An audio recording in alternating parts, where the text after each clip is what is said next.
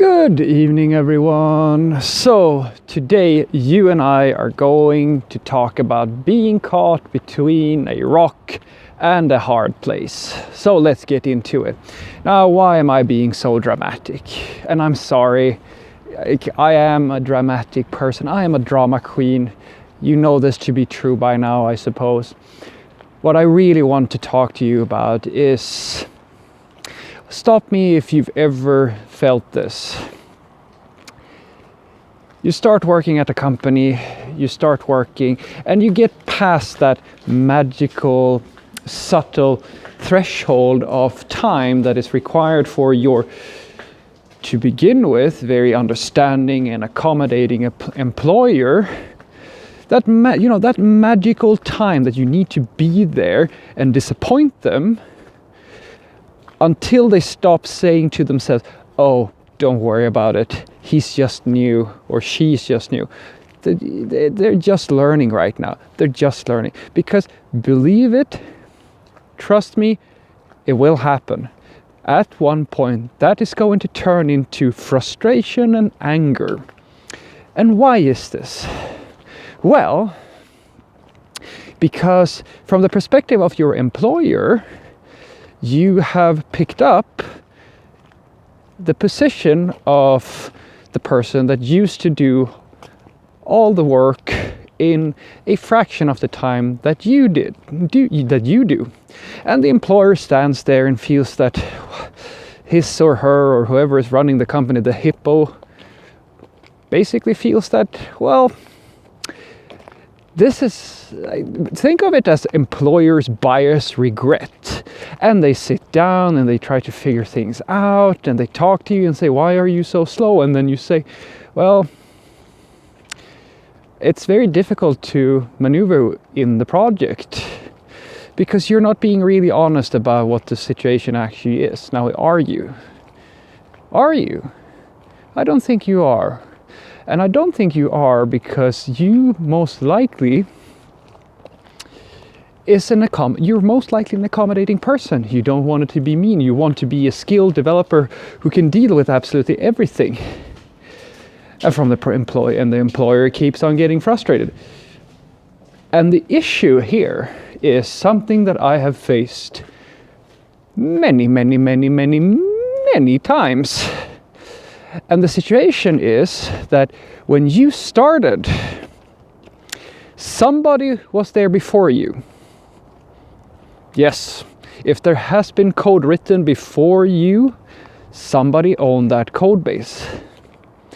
And from the employer's perspective, by logic, if you pick up where somebody else left off, they should see a fairly stable, after a little bit of a period. As I said, there's a magical threshold to these things.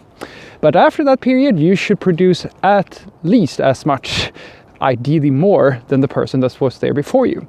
And what is extremely difficult for naive, non-technical employers is to understand that this is not the case. And it's not the case because your ability to be productive is directly linked to how well your predecessor has taken care of the code base. And it is not fun, trust you me, to be the guy who has to come to your employer and say, the reason why you can't produce as much as you want to is because the code is absolutely horrible. Now, of course, it's easy to blame the code. But what if it actually is real neglect? Because trust me, it's very rarely a problem to add features and improve or add value to a project if the code is very nice and if it's fairly well structured. In fact, software development in general has one tricky aspect, and that is constant. It is constant all the time. My favorite quote of all times when it comes to this very specific thing is this quote, which is, the quality of a code base is measured in what the fucks per minute. Because unfortunately, if you have had a predecessor who had virtually worked on their own. That's the worst thing. That's why you should, as if at all possible, have more than one developer, ideally more a team of people, because if they work together, odds are that the knowledge sharing is going to spread, and they're going to create a code base that is ideally better than a single developer can. Because the problem with having a single developer, especially one that, if you're really unlucky, your predecessor has been this hacker type of person who's just shipping feature, and that's why the perception from your employer is that everything was going so smoothly. And the reason why it's become it went smoothly, I'm sorry, this is a little bit of a hot button issue for me. The reason why it went smoothly is because they literally fucked all the unit tests, no integration tests, nothing in any remote, like any feasible way. They have put absolutely nothing at all in place in terms of long-term vision. Their entire focus has just been to ship features in the most rapid amount of time that is possible. And now the issue is, as I said, you are in that rock and hard place situation, because now you inherit somebody else's mess, and the perception from your boss is that you should be able to maintain the speed that they had before. The problem is that they don't understand that that's not how software development works. Because if you have a really, really shitty code base, it slows everything down to a halt. That's what we call tech debt. Tech debt increments over time. It adds, or rather it reduces velocity, it reduces your ability to move forward, it reduces, in essence, what it does, and this is I want to have this as a to anybody out there who's hiring like programmers and stuff. This is for you. This is me trying to scare the living daylight out of you. If you don't take care of that code base, every single programmer you hire will be less effective. That's how bad it is. And it is true. It is absolutely true. A single developer working for long enough on a project and structuring it in a really bad way can reduce the overall effectiveness of your entire company. That is why it's very, I argue that maybe the reason why testing developers and like screening people is fairly popular, because it is true. It is, and I've been there so many times. It's really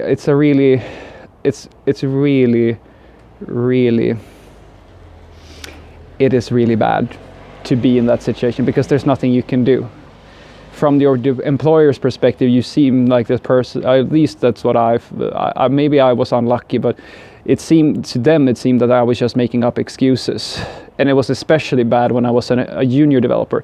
Maybe if I had been a really senior developer with like a ton of experience, they would have believed me more when I said that I can't really work any faster because the code is in the state that it is. And no one, trust me, no one wants to hear the word refactoring. No one, like from business people, don't want to hear refactor, because refactor is not feature or deadline or shipping something. That's how it works. And these are things that they can understand is going to convert into money. They don't understand that not taking care of your code base or having all that awesome speed and hacker mentality is actually going to shoot them in the foot in the long run. That's an unfortunate truth. And all I can tell you is that if you find yourself in a situation where the code is in a state where you have no one to ask. I've been in projects where it's that bad. Like we didn't even own the code base. We had to reverse engineer a Flash application to even understand what the damn thing was doing. We didn't even own the source. But somehow it's our fault that we can't produce as quickly as the people who actually had the source. That's another little awesome thing that can happen to you.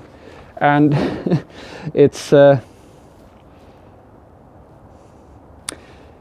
really, really bad. And all I can tell you is that if you have an employer that treats you like garbage and blames you for not being able to understand something that has been neglected for so long that it's actually impacting your ability to work effectively as a professional, just be happy that you are in so high demand that you can quit the same day basically, and most likely have more than one job interview the second you get on LinkedIn and say that you're looking for a job. That's all the comfort I can really give you, because trust me, there's really no excuse. You can't give them anything. I don't know why this is. I don't know why non-technical people don't understand that all the work leading up to the time that you take over affects your ability to continue that work.